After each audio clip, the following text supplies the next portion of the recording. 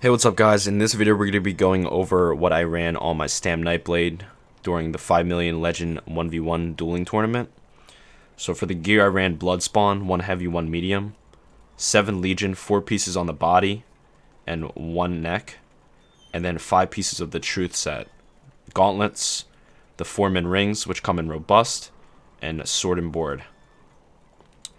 I ran prismatic glyphs on the big pieces guys during the tournament. I know they're different now, but I ran prismatics for more health.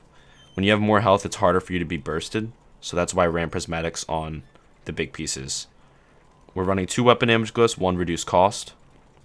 We're running an Oblivion enchant on our sword and board, and an increased weapon damage enchant on our 2-hand axe on the back bar. I know this is a Spriggan's battle axe. If you can get a Truth battle axe, then that would be more optimized since you'll get the 4-piece weapon damage, but it didn't really matter to me. I don't have it, and I just wanted a 2-hand axe to proc the bleeds and give me that weapon damage when I light attack on my back bar. For this build, we are a Wood Elf Nightblade. Usually open world PvP on my Nightblade, so that's why we're a Wood Elf, but the most optimized race for this dueling setup would be Redguard. We're running the Warrior Stone, and we're running Gold Food, which gives us max health and try recoveries. Now there's 2 different setups I have, guys. I either run Dubious Cameron Throne or I run Gold Food. If you're finding that you can't CC your opponent with Reverb, which is the other setup, then you're better off going with Gold Food and running Mass Hysteria.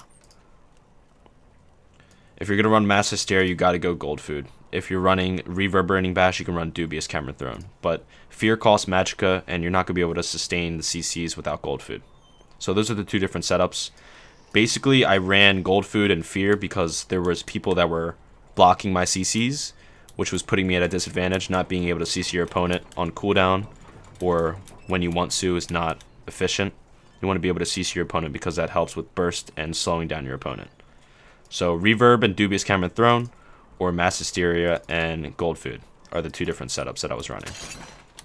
Just to play it safe, I'd run Gold Food with Mass Hysteria, but the Dubious Cameron Throne and the Reverb Bash will be a lot better against like people who don't block your CCs as much, since you'll be able to have them defiled 100% of the time and have a little bit more damage with Dubious.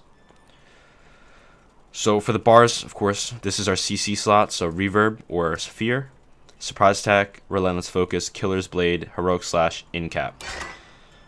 Back bar we have Mirage, Leeching Strikes, Forward Momentum, Shadowy Disguise, Resolving Vigor, and Soul Siphon. There was a couple sets banned in the tournament, but I find them to be better in dueling scenarios.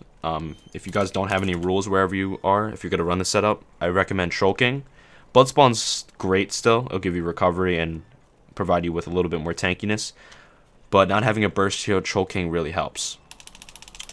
Best in slot pots right now, I think, are the Major Expedition Restore Health per Second pots. These were also banned, so I just ran tri-pots in the tournament. But definitely run these if you can. So there's a couple buffs that you want to manage, buffs and debuffs. Relentless Focus, obviously, is going to give you 10% stam recovery and 8% more damage. And this is also going to give you an Assassin's Scourge ability after 5 light attacks. So what I usually do is I incap someone, and then I will Relentless them. Or I'll Relentless, then Incap. There's a couple different combos. Heroic Slash is our debuff. This is going to snare your opponent for 60% and apply Minor Maim, which is 15% damage reduction. So try to keep this on your opponent every 12 seconds. On our back bar, we have Mirage. This is our dodge chance and Minor Resolve and Minor Ward. Leeching Strikes. This is Stam Sustain. Every light attack will get stamina and health. And after like a couple light attacks, or when the effect ends, you can use it again and you'll get stamina that way. Forward Momentum, the reason we're running Forward Momentum over Rally is because we need something to get rid of snares and immobilizations. If you end up fighting a Mage Nightblade that is using Cripple, where you'll be immobilized from range, you'll get screwed over. You won't be able to attack them, you'll have to roll dodge too much, and you'll die. Shadowy Disguise, this is the Crit Cloak. Usually what I do is I pop a Vigor, and then I go and Cloak, and then that's when you can set up your burst or put up some buffs and reset. Basically, it's a skill that resets the fight. Soul Siphon, if you get put in a shitty situation, this will help you heal to full. A burst combo, usually I'm just bash canceling guys, so a light attack a surprise attack, and a bash.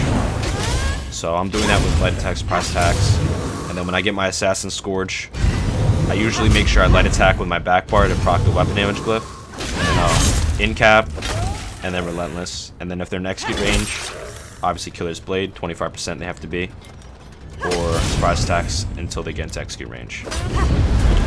But you want to keep all these buffs up, and bash canceling is the way to go. Anyways, guys, we're going to go over the CP setup. I'm just going to scroll through this. You can pause the video when you'd like.